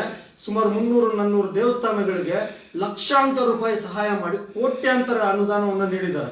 ಅದು ಗಮನ ಸುಮಾರು ಒಂದು 7-8 ಕೋಟಿ ದುಡ್ಡನ್ನ ಅವರು ದೇವಸ್ಥಾನಗಳಿಗಾಗಿ, ಅಭಿವೃದ್ಧಿಗಾಗಿ ಖರ್ಚು ಮಾಡಿಕೊಂಡು, ಪಕ್ಷದ ಸಂಘಟನೆ ವಿಚಾರ ಬಂದಾಗ ರಾತ್ರಿ ಆಗಲು ಅದೆಷ್ಟೇ ಕಷ್ಟ ಆಗ್ಲಿ ದುಡ್ಡಿದ್ದಾರೆ. ಆದರೆ ಇವತ್ತು ವಿಚಾರ ಏನಂದ್ರೆ, ಒಬ್ಬ ಅಧಿಕಾರಿನ ಈ ತರ ಮಾತಾಡ್ಬಿಟ್ನಲ್ಲ ಅನ್ನೋ, ಆ ತರ ಮಾತಾಡಬಾರ್ದಾಗಿತ್ತು. ಆದ್ರೆ ಅವ್ರು ಯಾಕೆ ಯಾವ ಸಂದರ್ಭದಲ್ಲಿ ಯಾವ ಸಮಯದಲ್ಲಿ ಮಾತಾಡ್ಬಿಟ್ರು ಅನ್ನೋದು ಗೊತ್ತಾಗ್ತಾ ಇಲ್ಲ. ಈಗ ನೋಡ್ಬೋದು, ನಾವು ತುಂಬಾ ಹತ್ರದಿಂದ ನೋಡಿದ್ರೆ ಪ್ರತಿಯೊಬ್ಬ ಕಾಂಗ್ರೆಸ್ನ ಮುಖಂಡಗಳನ್ನ, ಕಾರ್ಯಕರ್ತರುಗಳನ್ನ, ಲೀಡರ್ಸ್ನ ಪಕ್ಷದಲ್ಲಿ ಕೆಳಮಟ್ಟದಿಂದ, ಅತ್ಯಂತ ಕೆಳಮಟ್ಟದಿಂದ ಸಂಘಟನೆ ಮಾಡೋದಕ್ಕೆ ಬಹಳಷ್ಟು ಉತ್ತೇಜನ ಕೊಡ್ತಾರೆ. ಅದಕ್ಕಾಗಿ ಹಗಲು ರಾತ್ರಿ ದುಡಿತಾರೆ. ಅವರ ತನು ಮನ, ಅವರ ಶಕ್ತಿ ಮೀರಿ ತನ್ನಲ್ಲಿರೋದನ್ನ ದಾನ ಮಾಡೋದಕ್ಕೆ ನೋಡ್ತಾರೆ. ಭಗವಂತ ಶಕ್ತಿ ಕೊಡ್ತಾನೆ, ನಾನು ಒಂದು 10 ಜನಕ್ಕೆ ಕೊಟ್ರೆ ನನಗೆ 100 ಜನಕ್ಕೆ ಕೊಡೋಷ್ಟು ಶಕ್ತಿ ಭಗವಂತ ಒಂದ್ ಕಡೆಯಿಂದ ಖುಷಿ ಮಾಡ್ತಾನೆ ಅನ್ನೋ ಒಂದು ಏಕೈಕವಾದಂತ ಆಲೋಚನೆ ಇಟ್ಕೊಂಡು ಮಾಡಿದ್ದಾರೆ. ನಿಮ್ಗೂ ಗೊತ್ತಿರ್ಬೇಕು, ಕಾಂಗ್ರೆಸ್ ಆಫೀಸಲ್ಲಿ IAS ಕೋಚಿಂಗ್ ಸೆಂಟರ್ ಇವತ್ತು 1 ಲಕ್ಷ ರೂಪಾಯಿ, 1-2 ಲಕ್ಷ ಖರ್ಚು ಮಾಡಿದ್ರು ಕೂಡ ಅಂತ ಎಜುಕೇಶನ್ ಸಿಗಲ್ಲ. ಅದನ್ನ ಫ್ರೀ ಆಗಿ ಮಧ್ಯಾಹ್ನದ ಬಿಸಿ ಊಟದ ಜೊತೆಯಲ್ಲಿ ಕಾಂಗ್ರೆಸ್ ಆಫೀಸಲ್ಲಿ IAS ಕೋಚಿಂಗ್ ಸೆಂಟರ್ ಕೊಟ್ಟಿರುವಂತದ್ದಾಗ್ಬೋದು. ಮತ್ತೆ ಯಾವುದೇ ಕೆಲಸಗಳಿಗಾಗ್ಲಿ ಒಂದ್ ಹೆಜ್ಜೆ ಮುಂದೆ ಬರ್ತಾರೆ. ಪಾರ್ಟಿ ಕೆಲಸ ಅಂದ್ರೆ ಹಗಲು ರಾತ್ರಿ ದುಡಿತಾರೆ. ಈ ಉದ್ದೇಶ ಏನಾಯ್ತು ಅಂದ್ರೆ, ಇವತ್ತು ಅಲ್ಲಿ ಯಾವುದೋ ಒಂದು ಸಂಘಟನೆ ವಿಚಾರವಾಗಿ ಕ್ಷೇತ್ರದ ಜನತೆಗೆ ಮನರಂಜನೆ ಕಾರ್ಯಕ್ರಮ ಆಯೋಜಿಸಬೇಕು. ಅದನ್ನ ಒಂದು ನಮ್ಮ ಪಕ್ಷದ ಒಬ್ಬ ಪ್ರಭಾವಿ ನಾಯಕರ ಮಗ ಒಂದು ಈ ಕಲ್ಟ್ ಮೂವಿನ ತಗೊಂಡ್ಬಂದಿದ್ದಾರೆ. ಅವ್ರಿಗೂ ಕೂಡ ಒಂದು ಗೌರವ ಕೊಡಬೇಕು, ಅದ್ರ ಮೂಲಕ ನಮ್ಮ ಕ್ಷೇತ್ರ ಜನತೆಗೆ ಒಂದು ಮನೋರಂಜನೆ ಕಾರ್ಯಕ್ರಮ ಮಾಡಬೇಕು ಅನ್ನುವ ಒಂದು ಕಾರ್ಯದಲ್ಲಿ ಈ ಒಂದು ಅವಘಡ ಆಗಿದೆ. ತಪ್ಪಿಗೆ ನಮ್ಮ ಯಜಮಾನರು ಕ್ಷಮೆ ಕೇಳಿದ್ದಾರೆ. ಆದ್ರೆ ದಯವಿಟ್ಟು ಇದಾಗ ಆಗಬೇಕಾದ್ರೆ ಇದ್ರ ಮೂಲ ಕಾರಣ ಏನು, ಯಾರು ಇದರಿಂದ ಇಷ್ಟೆಲ್ಲ ಉತ್ತೇಜನ ಕೊಡ್ತಾ ಇದ್ದಾರೆ? ಈಗ ಏನೋ ಒಂದು ಸಂಭವ ಆಗಿದೆ. ಒಬ್ಬ ಮೇಡಮ್ ಅವರು ಆ ಅಮ್ಮ ತಗೊಂಡೋಗಿ ಯಾರಿಗೆ ಮನವಿಯನ್ನ ಸಲ್ಲಿಸಬೇಕು? ಅದು ಬಿಟ್ಟು ಸಮಾಜಕ್ಕೆ ಇನ್ನೊಬ್ಬರಿಗೆ ಯಾರ ಮೂಲಕ ಇಷ್ಟೆಲ್ಲ ಈ ಕೃತ್ಯ ಆಗ್ಬೇಕಂತಂದ್ರೆ, ಅಂದ್ರೆ ಈ ಮಾಹಿತಿ ಸ್ಪ್ರೆಡ್ ಆಗ್ಬೇಕಾದ್ರೆ ಬೇರೆಯವ್ರಿಗೆ ಯಾಕೆ ಕೊಟ್ರು, ಇದ್ರ ಹಿನ್ನೆಲೆ ಏನು, ಮತ್ತೆ ಇದ್ರ ಇಷ್ಟೆಲ್ಲ ಒಳ ಸಂಚು ಏನೋ ಸೃಷ್ಟಿ ಮಾಡ್ತಿರ್ತಕ್ಕಂಥ ವ್ಯಕ್ತಿಗಳು ಇವತ್ತು ಅದರ ಬಗ್ಗೆ ಸ್ವಲ್ಪ ಯೋಚನೆ ಮಾಡಿದ್ರೆ ತಮಗೂ ಕೂಡ ಅರ್ಥ ಆಗ್ತದೆ. ಬ್ಯಾನರ್ ಕೇವಲ ಒಂದು ನಿಮಿಷ ಇದೆಲ್ಲ ಆಗಿದೆ, ಓಕೆ. ಆದ್ರೆ ಈಗ ಕಾನೂನು ಅನ್ನೋದು ಎಲ್ಲರಿಗೂ ಒಂದೇ. ಹೌದು. ಕಾನೂನು ಮುಂದೆ ಕಾನೂನು ಮುಂದೆ ಬರದೆ ಹಾಕೊಂಡಿದ್ದಾರೆ. ಈಗ ಕಾನೂನಿನ ಮುಂದೆ ಅಂತಂದ್ರೆ ನಿಮ್ಗೆ ಈಗಾಗಲೇ ಗೊತ್ತಿದೆ ಏನು ಅಲ್ಲಿ ನಡೆದಿರೋದು, ಅವ್ಯಾಚಕ ಪದಗಳ ಬಳಕೆ ಮಾಡಿ ಈ ತರ ಆಗಿದ್ದಾರೆ. ಅದಕ್ಕೆ ಈಗಾಗಲೇ ಬೇರೆ ಯಾವ ಪಕ್ಷದಲ್ಲೂ ಯಾವುದೇ ಸಂದರ್ಭದಲ್ಲೂ ಇನ್ಯಾರು ಮಾತಾಡೇ ಇಲ್ವಾ? ಕೇಳಿಸ್ಕೊಳ್ಳಿ, ಮಾತಾಡೇ ಇಲ್ವಾ ಅಂದ್ರೆ ಇದಕ್ಕೆ ಇಷ್ಟೆಲ್ಲ ಉತ್ತೇಜನ ಯಾಕೆ ಕೊಡ್ತಾ ಇದ್ರಿ? ಆಗ ಘಟನೆ ಸಗುವಿದೆ, ತಪ್ಪಾಗೋಗಿದೆ. ನಾನು ಹೇಳ್ತಿರೋದು ನಾವು ತನಿಖೆ ನಡೀತಿದೆ, ಅದು ಈಗ ಕಾನೂನು ಮುಂದೆ ಬರ್ತಾರೆ. ಯಾರು ನೋಡಿ, ಈಗ ಯಾವುದೇ ವ್ಯಕ್ತಿ ಯಾರೇ ಇರ್ಬೋದು, ನಾನೇ ಇರ್ಬೋದು, ನೀವೇ ಇರ್ಬೋದು, ಇಲ್ಲ ರಾಜುಗೌಡ್ರೆ ಇರ್ಬೋದು, ಇನ್ಯಾರೇ ಇರ್ಬೋದು, ನಾಳೆ ಪ್ರತಿಯೊಬ್ಬರು ಈ ಒಂದೆರಡು ದಿನ ಎಲ್ಲೋ ಇರ್ಬೋದು, ಮತ್ತೆ ಬರ್ಲೇಬೇಕು. ಬಂದ್ರೆ ಕಾನೂನು ಎಲ್ಲರಿಗೂ ಕೂಡ ಕಾನೂನು ಒಂದೇ. ಕಾನೂನು ಮುಂದೆ ಎಲ್ಲರೂ ತಲೆ ಬಾಗ್ಲೇಬೇಕು. ಅದಕ್ಕೆ ಆದಂತ ಸ್ಥಾನಮಾನ ಇವತ್ತು ಸಂವಿಧಾನಕ್ಕೆ ಇರ್ತಕ್ಕಂಥ ಶಕ್ತಿ ಅಪಾರವಾದದ್ದು. ಅದನ್ನ ನಾವು ಎಲ್ಲಿ ಏನು ಇದ್ ಮಾಡೋದಿಲ್ಲ, ಆದ್ರೆ ಅದಕ್ಕೆ ಗೌರವ ಕೊಡ್ಲೇಬೇಕು. ಆ ವ್ಯಕ್ತಿ ಬರ್ತಾರೆ, ಒಂದು ಸಮಯಾವಕಾಶ ಕೊಡಿ. ಆ ವ್ಯಕ್ತಿ ಬಂದಾಗ ಅವರೇ ಕೂಡ ನೇರವಾಗಿ ಏನ್ ನಡೀತು ಘಟನೆಯನ್ನ ಕೂಲಂಕುಷವಾಗಿ ಅದನ್ನ ಹೊರ ಹಾಕ್ತಾರೆ. ಇದಕ್ಕೆ ಇವೆಲ್ಲ ಇಷ್ಟೆಲ್ಲ ಪಬ್ಲಿಸಿಟಿ ಆಗೋದಕ್ಕೆ ಕಾರಣಗಳೇನು, ಇದ್ರ ಹಿಂದೆ ಇರ್ತಕ್ಕಂಥ ವ್ಯಕ್ತಿಗಳು ಯಾರು, ಅವ್ರನ್ನೆಲ್ಲ ಪೊಲೀಸ್ ತನಿಖೆ ಮಾಡ್ತಾ ಇದ್ದಾರೆ. ಈಗ ಇದು ಸರ್ಕಾರಗಳು, ಇವತ್ತಿನ ಪೊಲೀಸ್ ಇಲಾಖೆ ಆಗ್ಬೋದು, ಅಪಾರವಾದ ಅವ್ರ ಮೇಲೆ ಗೌರವ ಇದೆ. ಅವರು ಕೂಡ ಕೂಲಂಕುಷವಾಗಿ ಕೆಲಸ ಮಾಡ್ತಾ ಇದ್ದಾರೆ. ಇವತ್ತಿನ ರಾಜ್ಯ ಸರ್ಕಾರ ಬಹಳಷ್ಟು ಗಟ್ಟಿ ನಿರ್ಧಾರಗಳನ್ನು ತಗೊಳ್ತಾ ಇದೆ. ಅವರು ಕೂಡ ಎಲ್ಲೆಲ್ಲಿ ಏನೇನು ತಪ್ಪಾಗಿರ್ಲಿ, ಅಲ್ಲಿ ಏನು ತಪ್ಪು ನಡೆದಿದೆ, ಅದು ಯಾವ ರೀತಿ ನಡೆದಿದೆ ಅನ್ನೋದ್ರ ಬಗ್ಗೆ ಇಂಚು ಕಲೆ ಆಗ್ತಾ ಇದ್ದಾರೆ. ಅದಕ್ಕೆ ಈಗ ನಮ್ಮ ನಾಯಕರು ಬರ್ತಾರೆ. ಇದಕ್ಕೆ ಸಂಪೂರ್ಣ ಏನು ವಿಚಾರ ಇದೆ ಇದಕ್ಕೆ ತೆರೆ ಬರುತ್ತೆ ಅಂತ ಹೇಳಿ ಸರ್, ಕೆಪಿಸಿಸಿ ಈಗಾಗಲೇ ಅಮಾನತ್ ಮಾಡಬೇಕು ಅನ್ನೋ ಬಗ್ಗೆ ಈಗ ಒಂದು ನೋಟಿಸ್ ಜಾರಿ ಮಾಡಿದೆ. ಈಗ ಮುಂದೆ ಅವ್ರನ್ನ ಅಮಾನತ್ ಮಾಡಿದ್ರೆ ಈ ಕಾಂಗ್ರೆಸ್ನಲ್ಲಿ ಸೇರಿರುವಂತ ನಾಯಕರು ಮತ್ತೆ ಪುನಃ ನೀವು ಅವ್ರ ಜೊತೆ ಸೇರಿ ಸುದ್ದಿಗೋಷ್ಠಿಯಲ್ಲಿ ಭಾಗವಹಿಸ್ತೀರಾ? ಈಗ ನಮ್ಮ ನಿಲುವು ರಾಜೀವ್ ಗೌಡ್ರು ಈಗಾಗಲೇ ನಮ್ಮ ನಾಯಕರು ಅಂತ ನಾವು ಒಪ್ಕೊಂಡಿದ್ವಿ. ನಮ್ಮ ನಾಯಕರು ಅಂತ ಒಪ್ಕೊಂಡಿದ್ವಿ. ಇದು ಏನೇ ವಿಚಾರ ಇರಲಿ, ಕಾನೂನಿನ ವಿಚಾರ ಬೇರೆ, ಪಕ್ಷ ಏನೇ ಇರಲಿ, ಪಕ್ಷ ನಿರ್ಧಾರಗಳು ತಗೊಳ್ತದೆ. ಪಕ್ಷಕ್ಕೆ ಗೌರವ ಕೊಡಬೇಕಾಗಿರೋದು ಎಲ್ಲರೂ ನಮ್ಮ ವಿಧಾನಸಭಾ ಕ್ಷೇತ್ರದ ಪ್ರತಿಯೊಬ್ಬ ವ್ಯಕ್ತಿಯ ಕರ್ತವ್ಯ. ಹಂಗೆ ನಾವು ಕೂಡ ಪಕ್ಷಕ್ಕೆ ನಿಯತ್ತಾಗಿ ದುಡಿತಾ ಇದ್ವಿ. ಅದು ಅಷ್ಟೇ ಅಲ್ಲದೆ ಪಕ್ಷದ ಸಂಪೂರ್ಣ ಪ್ರಜೆಗಳು ನಮ್ಮ ಶಿಡ್ಲಘಟ್ಟ ಕ್ಷೇತ್ರದಲ್ಲಿ ಇರ್ತಕ್ಕಂಥ ಎಲ್ಲಾ ನಾಯಕರು ಕೂಡ ಮನವಿಯನ್ನು ಮಾಡ್ಕೊಳ್ತೀವಿ, ರಿಕ್ವೆಸ್ಟ್ ಮಾಡ್ಕೊಳ್ತೀವಿ. ಇಂಥ ನಾಯಕರನ್ನು ಬಿಟ್ರೆ ಇಲ್ಲಿನ ಸಮಸ್ಯೆಗಳಿಗೆ, ಇಲ್ಲಿನ ಜನರಿಗೆ ಶಕ್ತಿ ಕಡಿಮೆ ಆಗ್ತದೆ. ಪಕ್ಷ ಕಟ್ಟೋದಕ್ಕೆ, ಪಕ್ಷದಲ್ಲಿ ಮುಂದಿನ ಚುನಾವಣೆಗಳನ್ನು ಎದುರಿಸೋದಕ್ಕೆ ಇಂಥ ನಾಯಕರ ಅವಶ್ಯಕತೆ ಇದೆ ಅಂತೇಳಿ ಅವ್ರಿಗೆ ಮನವಿ ಮಾಡ್ಕೊಳ್ತೀವಿ, ರಿಕ್ವೆಸ್ಟ್ ಮಾಡ್ಕೊಳ್ತೀವಿ. ಈಗಾಗಲೇ ಈ ಘಟನೆ ಬಗ್ಗೆ ಒಂದು ಬೇಸರ ವ್ಯಕ್ತಪಡಿಸಿ ಟಿಕೆಟ್ ಕೊಟ್ಟಾಗಲೂ ಕೂಡ ತಪ್ಪು ಮಾಡಿದ್ವಿ ಅಂತ ಹೇಳಿಕೆಯನ್ನು ಕೂಡ ಕೊಟ್ಟಿದ್ದಾರೆ. ಈಗಾಗಲೇ ಹೌದು, ನಿಜಾನೇ. ಅದನ್ನೇ ನಾನು ಹೇಳ್ತಾ ಇರೋದು. ಯಾವ ರೀತಿ ನೀವು ಮನವೊಲಿಸ್ತೀರಾ? ಈಗ ನಾವೇನ್ ಹೇಳ್ತಾ ಇದ್ರು ಗೊತ್ತಾ, ರಾಜೀವ್ ಗೌಡ್ರ ಸೇವೆ, ಟಿಕೆಟ್ ಕೊಡ್ಸಿದ್ ತಪ್ಪು ಅಂತ ಯಾರು ಹೇಳಿದ್ರು? ಮಾಜಿ ಬ್ಲಾಕ್ ಕಾಂಗ್ರೆಸ್ ಅಧ್ಯಕ್ಷರು ಶಶಿ ಅವರು ಹೇಳಿದ್ದಾರೆ. ಅಲ್ಲಲ್ಲ, ಬ್ಲಾಕ್ ಕಾಂಗ್ರೆಸ್ ಅಧ್ಯಕ್ಷರು ಈಗ ಏನು ಇದು ಮಾಡಿದ್ದಾರೆ, ಆರೋಪ ಮಾಡ್ತಾರೆ, ಅವರೇ ಕರ್ಕೊಂಡ್ ಬಿಟ್ಟಿದ್ದು. ಪಶ್ಚಾತ್ತಾಪ ಪಡ್ತಾ ಇದೀವಿ ಅಂತ ಇದ್ದಾರೆ. ಅಲ್ಲ, ನಾವ್ ಯಾರು ಹೋಗಿರ್ಲಿಲ್ಲ, ಅವರೇ ರಾಜಗೌಡ ಅಭ್ಯರ್ಥಿ ಆಗಿರ್ತಾರೆ ಅಂತ. ಆಮೇಲೆ ಅವ್ರು ಬಿಟ್ಟ ಮೇಲೆ 10 ವರ್ಷಗಳಿಂದ ಯಾವ್ದು ಪಕ್ಷಕ್ಕೆ ಕಪ್ಪುಚಿಕ್ಕೆ ತಂದಿರಲಿಲ್ಲ ರಾಜಗೌಡರು. ಯಾವ್ದು ಕಪ್ಪುಚಿಕ್ಕೆ ಪಕ್ಷಕ್ಕೆ, ಬೇರೆ ಪಕ್ಷಕ್ಕೆ ಕೊಟ್ಟು ಮತ ಹಾಕ್ಸೋದಾಗಿರ್ಬೋದು, ಪಕ್ಷದ್ದು ವಿರೋಧ ಚಟುವಟಿಕೆ ಮಾಡೋದೇನಿಲ್ಲ. ಅಚಾತುರ್ಯವಾಗಿ ಹೆಣ್ಮಕ್ಳ ಬಗ್ಗೆ ಮಾತಾಡಬಾರ್ದಾಗಿತ್ತು, ಅದು ತಪ್ಪಾಗಿದೆ ಅಂತ ಅವ್ರು ಮಾತಾಡಿದ್ದಾರೆ. ಅದು ಬಿಟ್ಟರೆ ರಾಜಗೌಡರೇನು ಪಕ್ಷದ ವಿರೋಧಿ ಚಟುವಟಿಕೆ ಮಾಡಿರ್ಬಲ್ಲ. ಸರ್, ಈಗ ಸುದ್ದಿಗೋಷ್ಠಿ ಮುಖ್ಯ ಉದ್ದೇಶ ಏನು ಸರ್? ರಾಜೀವ್ ಗೌಡರು ಇದ್ರ ವಿಚಾರದಲ್ಲಿ ಅವರು ನಮ್ಮ ಹತ್ರ ಇದು ಏನು ಅವತ್ತು ಇದಾಯ್ತಲ್ಲ, ಕೇಸ್ ಆಗುವಾಗ ನಮ್ಮ ಹತ್ರ ಮಾತಾಡಿದ್ರು. ನಾನು ಅದ್ರ ಬಗ್ಗೆ, ಆ ಹೆಣ್ಮಗು ಬಗ್ಗೆ ನಾನು ಕೆಟ್ಟದಾಗ ಮಾತಾಡಿಲ್ಲ. ಅದೇನು ನಾವು ಮಾತಾಡೋ ಆಡಿಯೋ ಮಿಸ್ ಆಗಿದೆ. ಹೆಣ್ಮಗು ಹತ್ಕೊಂಡೇನೋ ಸುದ್ದಿ ಮಾಡಿಸಿದ್ದಾರೆ. ಅದನ್ನ ನಾನು ಕ್ಷಮಾಪಣೆ ಕೇಳ್ಬೋದು, ಧರ್ಮ ನಂದು ಕೇಳ್ತಾ ಇದ್ದೀನಿ. ಇದನ್ನ ನಾನು ಇದು ಕಾನೂನು ಪ್ರಕಾರ ಹೋರಾಟ ಮುಗಿಸ್ಕೊಂಡು ಬಂದ್ಮೇಲೆ ನಾನು ಇದ್ರಿಗೆ ಮಾಹಿತಿ ಕೊಡ್ತೀನಿ ಅಂತ ಹೇಳಿದ್ದಾರೆ. ಅದೊಂದು ಕಾರಣ ನೀವು ಯಾಕಂದ್ರೆ ರಾಜೇಗೌಡರು ಇದ್ರ ವಿಷಯದಲ್ಲಿ ಮಾತಾಡಿಲ್ಲ, ಏನು ಅದನ್ನ ಇದು ಮಾಡಿದ್ದಾರೆ, ಮಿಸ್ಗೈಡ್ ಮಾಡಿ. ಈಗ ಮಾತಾಡೋ ರಾಜೇಗೌಡರು 2 ದಿನ ಮೊದಲು ಮಾತಾಡೋದು, ಕಾರ್ಯಕ್ರಮ ಹಾಕ್ಮಂದ್ರೆ 2 ದಿನ ಮೊದಲು ಮಾತಾಡೋದು. 2 ದಿನ ಆದ ಮೇಲೆ ಪುಷ್ಅಪ್ ಆಗಿ ಕೇಸ್ ಕಂಪ್ಲೇಂಟ್ ಕೊಟ್ಟು ಆಡಿಯೋ ವೈರಲ್ ಆಗಿರೋದು. ಯಾಕೆ ಅವತ್ತೇ ಯಾಕೆ ವೈರಲ್ ಮಾಡಲಿಲ್ಲ ಮೇಡಮ್ ಅವರು? ಸರ್, ಈಗ ವ್ಯಕ್ತಿ ನೀವು ಪಕ್ಷದ ಪರವಾಗಿ ಮಾತಾಡ್ತಾ ಇದ್ದೀರೋ ಇಲ್ಲ ಅಂತಾರೆ ನೀವು ಸ್ವಯಂ ಪಕ್ಷದ ಪರವಾಗಿ ಮಾತಾಡ್ತಾರೆ. ನೀವೇ ಯಾಕೆ ಸರ್ ಪತ್ರಿಕಾಗೋಷ್ಠಿಯಲ್ಲಿ ಇನ್ನ ಬೇಜನ್ ಜನ ಇದ್ರಲ್ಲ ಅವರೆಲ್ಲ ಬರ್ಬೇಕಾಯ್ತಲ್ಲ? ಈಗ ಕಾನೂನು ಪ್ರಕಾರ ಹೋರಾಟ ನಡೀತಾ ಇದೆ, ನೋಡ್ಕೊಂಡು ಆಮೇಲೆ ಪತ್ರಿಕೆ ಇದು ಮಾಡೋಣ ಅಂತ ಹೇಳ್ತಾ ಇದ್ದಾರೆ. ಈಗ ಅವ್ರ ಕಾನೂನು ಪ್ರಕಾರ ಏನಾಗುತ್ತೆ, ಇವತ್ತೇನು ಬೇಲ್ ಆಗೋ ಚಾನ್ಸಸ್ ಇದೆ ಅಂತ ಇಲ್ಲಿದೆ. ಅವ್ರೇನ್ ಬೇಲ್ ಆದ್ರೆ ನಾಳೆ ನಾಳೆ ಅವರೇ ರಾಜಗೌಡರು ಬರ್ತಾರೆ, ಎಲ್ಲಾ ಕಾರ್ಯಕರ್ತರು ಬಂದು ಪ್ರೆಸ್ ಮೀಟ್ ಮಾಡ್ತಾರೆ. ಸರ್, ಈಗ ಪೊಲೀಸ್ ಸ್ಟೇಷನ್ ಅಲ್ಲಿ ಪೊಲೀಸ್ ಸ್ಟೇಷನ್ ಅಲ್ಲಿ ತಮ್ಮ ಎಲ್ಲರನ್ನು ಕರೆದು ವಿಚಾರಣೆ ಮಾಡ್ತಾ ಇದ್ದಾರೆ ಅಂತ ಹೇಳಿದ್ರು. ಅದೇನು ಕೇಳಿದ್ದಾರೆ ಸರ್? ನಮ್ಮನ್ನು ಕರೆಸಿದ್ರು, ಕೇಳಿದ್ರು, ನಿಮ್ಗೆ ಮಾಹಿತಿ ಇದ್ರೆ ಹೇಳ್ರಿ, ಎಲ್ಲಿದ್ರೆ ಹೇಳ್ರಿ ಅಂತ ಕೇಳಿದ್ರು. ನಮ್ಮನ್ನು ಒಂದ್ 2-3 ಸರಿ ಕರೆಸಿದ್ರು, ಒಂದಿನ ಅಲ್ಲ. ಆಮೇಲೆ ಅವ್ರ ಮನೆಯಲ್ಲಿರೋ ಹೆಣ್ಮಕ್ಳನ್ನ ಕರೆಸ್ತಾ ಇದ್ದಾರೆ. ಇವತ್ತು ಅವ್ರ ಮನೇಲಿ ಒಬ್ಬ ಪಾಪ ಯಾರು ನಾದಿನಿ ಅಂತ ಯಾರು ಇದ್ರು, ಅವನ್ನ ಕರೆಸಿದ್ದಾರೆ. ಯಾರು ರಾಜಗೌಡ ಸುತ್ತಮುತ್ತ ಇದ್ರ ಏನಿದ್ರು ಬಳಗದವ್ರು ಹತ್ರದ ಇದ್ದವ್ರನ್ನ ಎಲ್ಲರನ್ನೂ ಕರೆಸ್ತಾ ಇದ್ದಾರೆ, ಹಿಂಸೆ ಕೊಡ್ತಾವ್ರೆ. ನಿಮ್ಗೆಲ್ಲ ಗೊತ್ತಿಲ್ಲ ಹೇಳ್ರಿ ಅಂತೇಳಿ. ನಮ್ಗೆ ಯಾರಿಗೂ ಗೊತ್ತಿಲ್ಲ ಅಂತ ಹೇಳಿದ್ರು ಬಿಡ್ತಾ ಇಲ್ಲ ನಮ್ಮನ್ನ. ಈಗ ಸರ್, ಈಗ ಪೊಲೀಸ್ ಇಲಾಖೆನೂ ಸಹ ಒಂದು ಸುದ್ದಿಗೋಷ್ಠಿ ಮಾಡಿದೆ. ಅವ್ರ ಮೇಲೆ ಇದನ್ನು ಹೊರತುಪಡಿಸಿ ಇನ್ನೂ 16 ಪ್ರಕರಣಗಳು ಅವ್ರ ಮೇಲೆ ಇದೆ ಅಂತ ಹೇಳ್ಬಿಟ್ಟು ಒಂದು ಸುದ್ದಿಗೋಷ್ಠಿ ನಡೆಸಿ ಈಗಾಗಲೇ ಮಾಹಿತಿ ಕೊಟ್ಟಿದೆ. ಈಗ ಅದಕ್ಕೆ ಸಂಬಂಧಪಟ್ಟಂತೆ ಏನಂದ್ರೆ, ಈಗ ನೀವೇ ನೋಡ್ಬೋದು, ಚುನಾವಣೆ ಸಂದರ್ಭದಲ್ಲಿ ಯಾವ ಪಾಂಪ್ಲೆಟ್ ಅಲ್ಲಿ ಸಿಕ್ಕಿದೆ, ಪಾಂಪ್ಲೆಟ್ಸ್ ರಾಜೀವ್ ಗೌಡ್ರದ್ದಿದೆ, ಅದೊಂದು ಕೇಸು. ಮತ್ತೊಂದು ಯಾರೋ ಎತ್ಕೊಂಡು ಏನೋ ಹಂಚ್ತಾ ಇದ್ರು, ಅವುಗಳಿಗೆ ಸಂಬಂಧಪಟ್ಟಂತೆ 1-2 ಕೇಸು. ಮತ್ತೆ ಈ ಸಂದರ್ಭದಲ್ಲಿ ಲೇಟ್ ಆಗಿ ಪ್ರಚಾರ ಮಾಡ್ತಾ ಇದ್ದಾರೆ ಅಂತೇಳಿ 3 ಕೇಸು. ಮತ್ತೆ ಇನ್ಯಾವುದೋ ಒಂದು ವ್ಯವಹಾರ, ಅವ್ರ ವ್ಯವಹಾರಕ್ಕೆ ಚೆಕ್ ಬೌನ್ಸ್ ಆಗಿದೆ ಅಂತ ಕೇಸುಗಳು. ಈಗ ಒಂದು ಹೊಸದಾಗಿ 1-2 ಕೇಸು. ಈ ತರ ಕೇಸುಗಳನ್ನ ಅವ್ರು ಸಂಬಂಧಪಟ್ಟಂತೆ ಇರ್ತವೆ. ಒಬ್ಬ ರಾಜಕೀಯ, ಈಗಾಗಲೇ ನಿಮ್ಗೆ ಗಮನಕ್ಕೆ ಬಂದಿದೆ, ಸಮಾಜದಲ್ಲಿ ಬೆಳೀತಾ ಇರ್ತಕ್ಕಂಥ ವ್ಯಕ್ತಿಗಳ ಮೇಲೆ ಅದು ಸರ್ವೇ ಸಾಮಾನ್ಯ. ಇದು ಕಾನೂನಿನ ಹೋರಾಟ ಅವರು ಎಲ್ಲಾ ಕಡೆ ಮಾಡ್ತಾ ಇದ್ದಾರೆ. ಈಗಾಗಲೇ ಎಲ್ಲೂ ಕೂಡ ಅವರು ಏನು ಹಿಂದೆ ಆಗ್ತಾ ಇಲ್ಲ.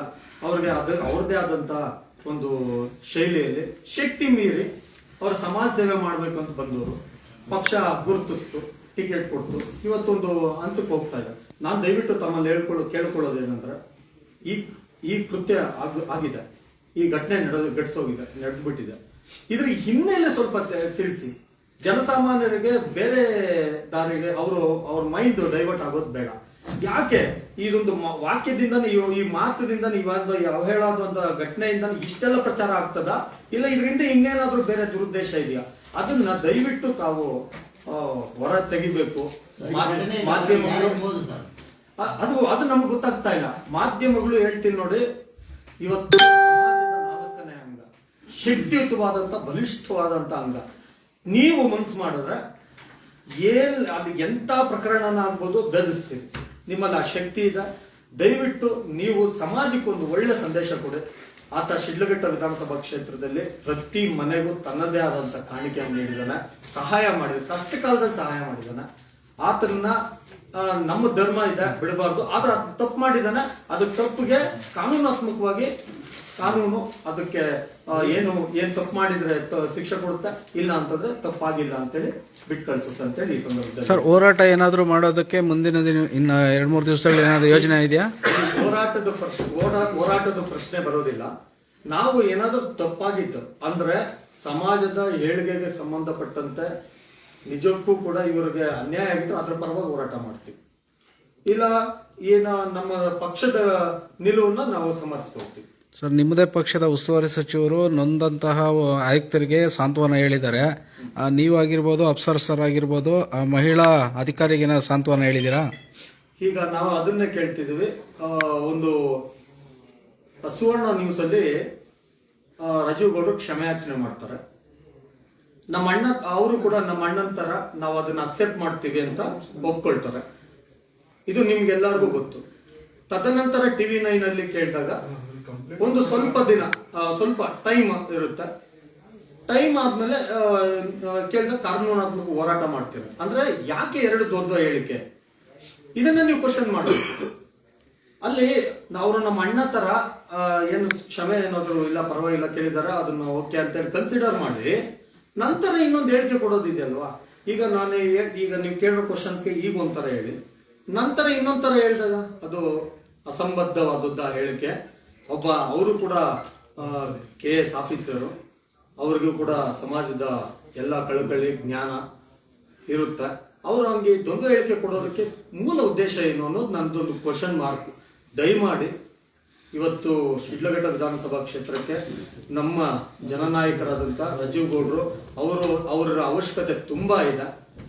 ದಯಮಾಡಿ ಅಂಥವ್ರ ವಿರುದ್ಧವಾಗಿ ಬೇರೆ ಹೇಳಿಕೆಗಳು ಹೋಗೋದು ಬೇಡ ಅಂತೇಳಿ ನಾವು ಈ ಸಂದರ್ಭದಲ್ಲಿ ತಮ್ಮಲ್ಲಿ ಕೇಳ್ಕೊಳ್ತಾ ಇದ್ದೀವಿ. ಸರ್, ರಾಜೀವ್ ಗೌಡ್ರಿಗೆ ಬೇರೆಯವ್ರು ಯಾರು ವಿರೋಧ ಪಕ್ಷದವರು ಈ ರೀತಿ ಅವ್ರನ್ನ ಟ್ರ್ಯಾಪ್ ಮಾಡಿಲ್ಲ.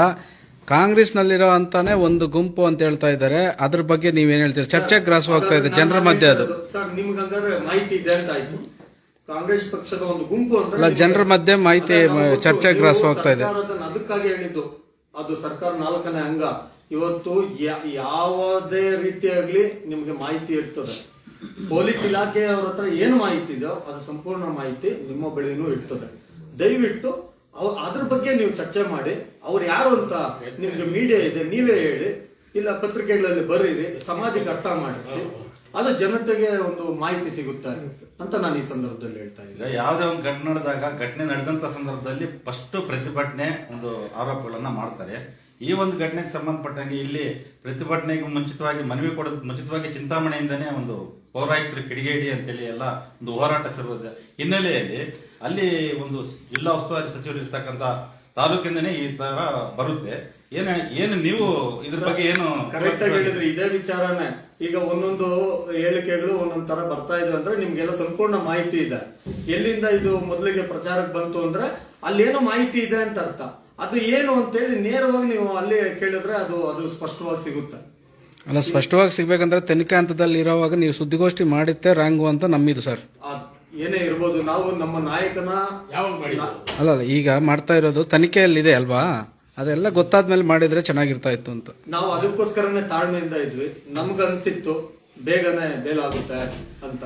ಆದ್ರೆ ಈ ಮಾಧ್ಯಮಗಳಲ್ಲಿ ಬಿತ್ತರಿಸಿದಂತ ರೀತಿ ನೀತಿಗಳು ಮತ್ತೆ ಜನರ ಕೆಲವರ ಹೇಳಿಕೆಗಳು ಅದ್ರ ಮೇಲೆ ಬೇರೆ ತರ ಡೈವರ್ಟ್, ಅಲ್ಲಿ ನಡೆದಂತ ವಿಚಾರ ಬೇರೆ, ಇಲ್ಲಿ ಪ್ರಮೋಟ್ ಆಗ್ತಾ ಇರೋಂತ ವಿಚಾರ ಬೇರೆ. ಅದರಿಂದ ಏನಾದ್ರೂ ಈ ತರ ಡಿಲೇ ಆಗ್ತಾ ಇದೆಯಾ ಅನ್ನೋದು ನಮ್ಮ ಮನಸ್ಸಿಗೆ ಬಂತು. ಇನ್ನೂ ನಾವು ಡಿಲೇ ಮಾಡಿದ್ರೆ ಇದಕ್ಕೆ ಸೂಕ್ತವಾದಂತ ರೀತಿಯಲ್ಲಿ ನಾವು ನ್ಯಾಯ ತೋರಿಸೋಕ್ಕಾಗೋದಿಲ್ಲ. ನಮ್ಮಿಂದ ನಮ್ಮ ಕೈಯಲ್ಲಾಗಬೇಕಾದಂತ ನ್ಯಾಯನ ಅದನ್ನ ನಾವು ಇವತ್ತು ಶತಾಯಗತಾಯ ಹೇಳೋದು ಬೆಟ್ರು ಅಂತ ಅನಿಸ್ತಿದೆ ನಮ್ಮ ಮನಸ್ಸಿಗೆ. ಈಗ ಅಧ್ಯಕ್ಷರೇ, ಈಗ ಚೀಮುಲ್ದು ಚುನಾವಣೆ ನಡೀತಿದೆ.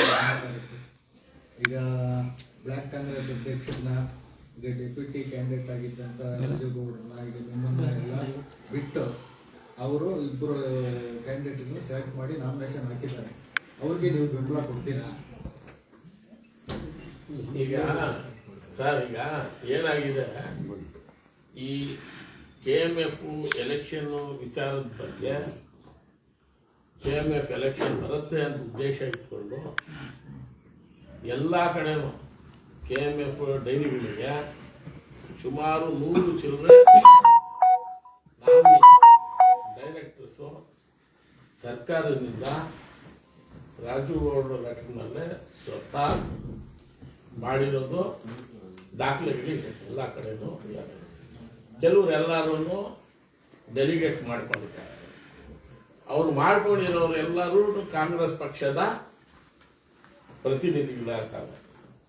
ಈಗ ನಾವು ಏನು ಅವರು ಮಾಡಿದ್ದಾರೆ, ಅವರೆಲ್ಲರೂ ಕಾಂಗ್ರೆಸ್ ಕ್ಯಾಂಡಿಡೇಟ್ ಯಾರಿದ್ದಾರೆ ಅವ್ರು ಸೂಚನೆ ಮಾಡಲಿ, ಅಥವಾ ಜಿಲ್ಲಾ ಉಸ್ತುವಾರಿಗಳು ಮಾಡಲಿ, ಅಥವಾ ರಾಜ್ಯ ಮಟ್ಟದ ನಮ್ಮ DK ಶಿವಕುಮಾರ್ ಸಾಹೇಬರ ಆದೇಶ ಮೇರೆಗಾಗಲಿ, ಯಾರನ್ನ ಜಿಲ್ಲಾ ಅಧ್ಯಕ್ಷರಾಗಲಿ, ಯಾರನ್ನ ಆಗಲಿ, ಇವರು ಕಾಂಗ್ರೆಸ್ ಅಭ್ಯರ್ಥಿ ಅಂತ ಹೇಳಿದ್ಮೇಲೆ ನಮ್ಮ ಜವಾಬ್ದಾರಿ, ನಾವು ಕಾಂಗ್ರೆಸ್ ರೆಪ್ರೆಸೆಂಟೇಟಿವ್ ಯಾರು ಅಭ್ಯರ್ಥಿ ಇದ್ದಾರೆ ಅವ್ರ ಪರವಾಗಿ ಎಲ್ಲರೂ ಕೆಲಸ ಮಾಡಬೇಕಾಗುತ್ತೆ. ಇದರಲ್ಲಿ ಗುಂಪುಗಾರಿಕೆ ಏನಿಲ್ಲ. ಗುಂಪುಗಾರಿಕೆ ಯಾರು ಮಾಡ್ತಾರೆ ಅವರು ಪಕ್ಷದ ವಿರೋಧಿ ಚಟುವಟಿಕೆಯಲ್ಲಿ ಕಾಣ್ತಾರೆ. ಪಕ್ಷಕ್ಕೆ ಎಲ್ಲರನ್ನು ಪಕ್ಷದ ಪರವಾಗಿ ಇರೋಲ್ಲ. ಪಕ್ಷಕ್ಕೆ ನಾವು ಪಕ್ಷಕ್ಕೆ ಸಿಪಾಯಿಯಾಗಿ ಕೆಲಸ ಮಾಡ್ತೀವಿ. ಆಮೇಲೆ ನೋಡಿ, ಈಗ ನಮ್ಮ ನಗರಸಭೆಯಲ್ಲಿ ನಮ್ಮ ನಗರದಲ್ಲಿ ಅಭಿವೃದ್ಧಿ ಆಗ್ಬೇಕಂತ ಹೇಳಿದ್ರೆ ಯಾವ ತರ ಸಾಧ್ಯ? ಈಗ ಸುಮಾರು 9 ಜನ ಸಿಬ್ಬಂದಿಗಳಿಗೆ ಚಿಕ್ಕಬಳ್ಳಾಪುರ ಚಿಂತಾಮಣಿ ಡೆಪ್ಯುಟೇಷನ್ ಹಾಕೊಂಡ್ಬಿಟ್ಟಿದ್ದಾರೆ. ನಮ್ಮ ಸಿಲ್ಗಟ್ಟ ಅಭಿವೃದ್ಧಿ ಆಗಕ್ಕೆ ಹೆಂಗೆ ಸಾಧ್ಯ? ಕೆಲಸ ಕಾರ್ಯಗಳು ಜನರದ್ದು ಆಗೋದು ಹೆಂಗೆ? ಈಗ ಇವ್ರ ಜವಾಬ್ದಾರಿನಲ್ಲಿ ಈಗ ಎಲ್ಲ ಅಧಿಕಾರಿಗಳು ಡಪ್ಟೇಷನ್ ಹಾಕೊಂಡು ಹೋಗ್ತಾ ಇದ್ದಾರೆ. ಕಾರಣ ಏನು? ಇವ್ರು ಯಾವ ತರ ಅಧಿಕಾರಿಗಳಿಗೆ ಸಂಪರ್ಕ ಇಟ್ಕೊಂಡು ಕೆಲಸ ಮಾಡ್ತಾ ಇದ್ದಾರೆ?